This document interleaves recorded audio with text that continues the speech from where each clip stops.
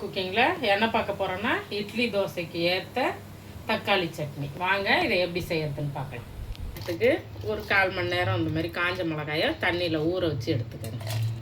ஒரு 10 மிளகாய் சட்னி எவ்வளோ அரைக்கிறீங்களோ அதுக்கு தகுந்த மாதிரி சேர்த்துக்கோங்க. கொஞ்சமாக பூண்டு சேர்த்துக்குங்க. சின்ன வெங்காயம் கொஞ்சமாக சேர்த்துக்குங்க. ஒரு 4-5 நல்லா பழுத்த தக்காளியை நம்ம இதில் சேர்த்துக்கணும். சேர்த்து இது எல்லாத்தையும் நம்ம அரைச்சிட்டு வந்துடலாம்.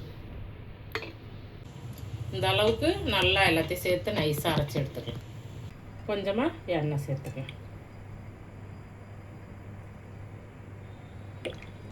கொஞ்சமாக கடுகு, கொஞ்சம் சீரகம், 2 சேர்ந்து நல்லா பொரியட்டும். வாசனைக்காக ஒரே ஒரு காஞ்ச மிளகாய் சேர்த்துக்கணும். கொஞ்சம் கருவேப்பிலை,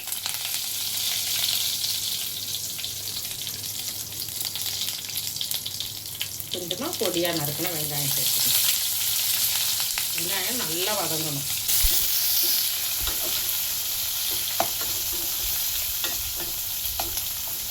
பெருங்காயம் சேர்த்துக்கணும்.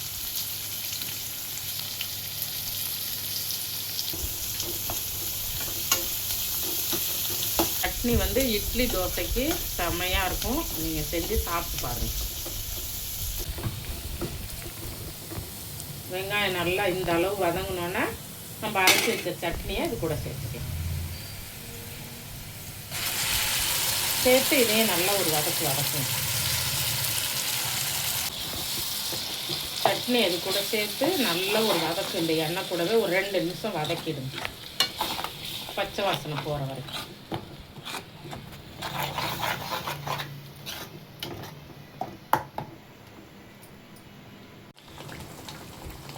நல்லா இந்த அளவு அந்த வெங்காயம் தக்காளி எல்லாம் நல்லா வெந்து வந்தோன்னே நம்ம கொஞ்சம் தாராளமாக தண்ணி சேர்த்துக்கலாம்.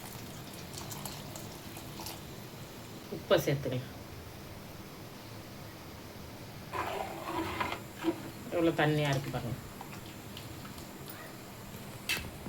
ஒரு தட்டு போட்டு மூடலாம், கொதிக்கட்டும். கொஞ்சம் எப்படி நல்லா கொதிக்கிட்டு பாருங்க சட்னி. இந்த அளவு கொதிக்கணும். உப்பு பார்த்துக்குங்க. இந்த நேரத்தில் நீங்கள் உப்பு சரியாக இருக்கான்னு பார்த்துக்குங்க. இந்த அளவு தண்ணியாகவும் இருக்கணும். அப்போ தான் நம்ம மாவு ஊற்றலும் சரியாக இருக்கும்.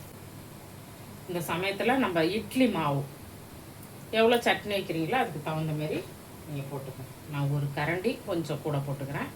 நீங்கள் உங்களுக்கு தகுந்த மாரி போட்டுக்கணும். அப்போ தான் இந்த தண்ணியில் நம்மளுக்கு ஒரு கொழப்பு கொடுக்கும். சாப்பிடவும் நல்ல டேஸ்ட்டாக இருக்கும் உங்களுக்கு. நீங்கள் இட்லி மாவு வேண்டாம் அப்படிங்கிறவங்க பச்சரிசி மாவு இருந்தால் ஒரு 2 ஸ்பூன் அளவு வச்சு எடுத்து கரைச்சி அப்படியே ஊற்றிக்கிங்க. அதில் அப்படி திக்காயிடுச்சு பாருங்க. கொஞ்சம் ஒரு 2 நிமிஷம் கொதிக்க விடலாம்.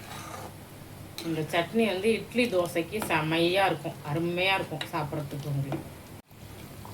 இப்போது கொஞ்சம் கொத்தமல்லி சேர்த்துக்கலாம். கொஞ்சம் தாராளமாகவே சேர்த்துக்கலாம். கொத்தமல்லி டேஸ்ட் இன்னும் நல்லாயிருக்கும். வாசனையாகவும் இருக்கும், டேஸ்ட்டும் நல்லாயிருக்கும். நம்மளோட தக்காளி தண்ணி சட்னி ரெடி ஆகிடுச்சு.